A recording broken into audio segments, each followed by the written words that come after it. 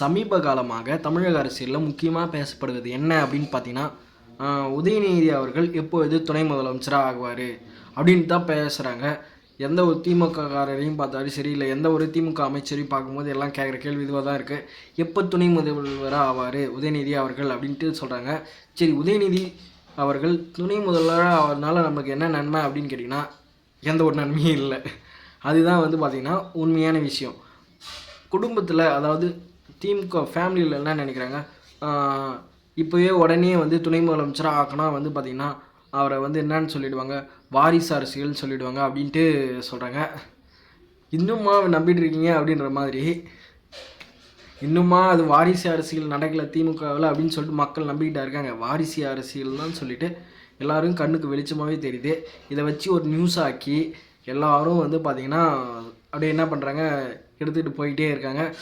இதனால் மக்களுக்கு எந்த ஒரு பயனும் இல்லை. தேவையில்லாமல் மீடியா பார்த்திங்கன்னா ஏன் இது துணை முதலமைச்சர் எப்போ வருவாருன்னு கேட்குற அந்த கேள்வியை விட்டுடலாம் அப்படின்ட்டு நம்ம சொல்லலாம்.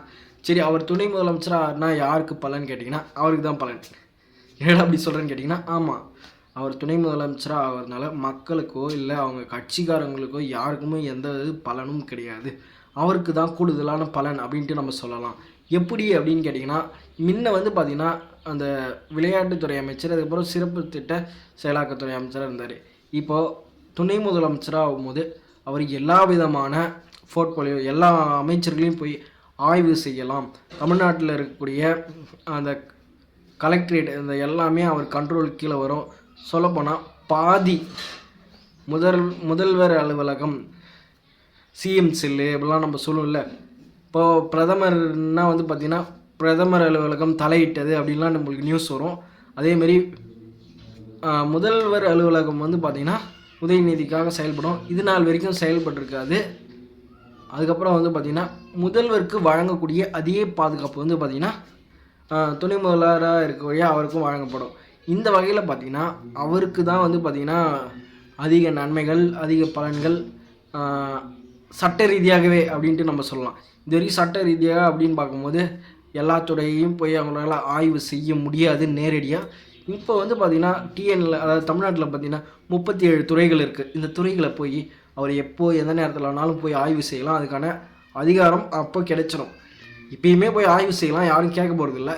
ஆனால் அஃபீஷியலாக போய் ஆய்வு செய்கிறதுக்கான அந்த இது பார்த்திங்கன்னா துணை முதலமைச்சரான கிடைச்சிரும் அப்படிங்கிறது தான் ஒரு யதார்த்தமான விஷயம். இதனால் அவர் துணை முதலமைச்சராக ஆக போகிறதுனால மக்களுக்கு எந்த விதமான பலனும் ஏற்படுவதில்லை. ஏன் 1000 ரூபாய் கொடுக்குறது இன்னொரு 1000 ரூபாய் சேர்த்து 2000 ரூபாயும் கொடுக்க போகிறதில்ல. மாதம் கணக்கெடுக்கிறேன் அப்படின்னாங்க, அதுவும் ஒன்றும் செய்ய போகிறதில்ல. இல்லை இன்னும் எக்ஸ்ட்ரா எதனா நலத்திட்டங்கள் எதனா வரும் அப்படின்னு நினச்சிங்கன்னா எந்த விதமான பலன்களும் இல்லை. பலன்கள் உதயநிதி அவர்களுக்கு மட்டும்தான். தேவையில்லாமல் ஊடகங்கள், தமிழக ஊடகங்கள் இந்த கேள்வியை எடுத்துன்னு வரதே தவிர்க்கணும் அப்படின்ட்டு நம்ம சொல்லலாம்.